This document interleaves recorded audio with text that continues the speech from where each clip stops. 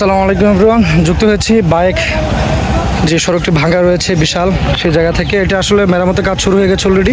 আপনারা জানেন আজকে প্রায় 50-এর ঊর্ধ্বে ট্রাক এসেছে ব্রাউনবাগ সদস্য বিভিন্ন জায়গা থেকে এই জায়গাগুলোতে।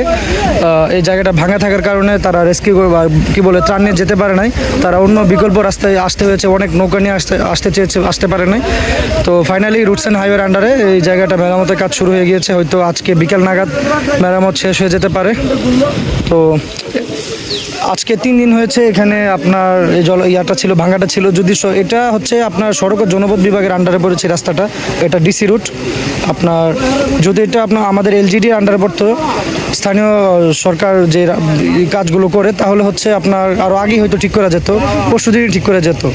এখন এরা হচ্ছে আপনার ব্রাহ্মণবাড়িয়া থেকে আসছে আর বালুগুলো আনতে অনেক লেট হয়েছে, যার কারণে মূলত ওখানে এই অবস্থা। দেখেন আপনার অনেক যারা ত্রাণ নিয়ে আসে অনেক দূর থেকে বিপদে পড়তেছে শুধুমাত্র এই একটা ভাঙার জন্য। আজকে 3 দিন ধরে এই অবস্থা।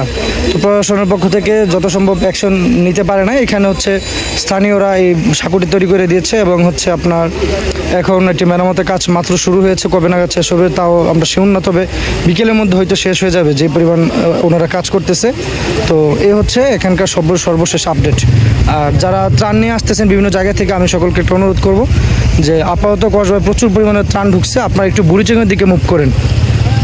ধন্যবাদ।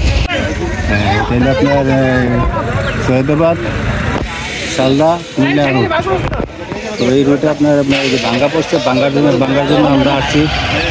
ভাঙ্গাটা হইলে আপনার বাইক বাজারের উত্তর পাশে। হ্যাঁ, তো এটা আপনার এখন আমরা পাইপ নিয়ে আসছি, বালি আসছি। এটা এখন যথাশীঘ্র চেষ্টা করবো যত দ্রুত এটাকে সারানো যায়, যাতে যোগাযোগটা সংযোগ করা যায়। কোন বিভাগ থেকে আপনারা? সড়ক ও জনপথ বিভাগ, রুটস অ্যান্ড হাইওয়ে।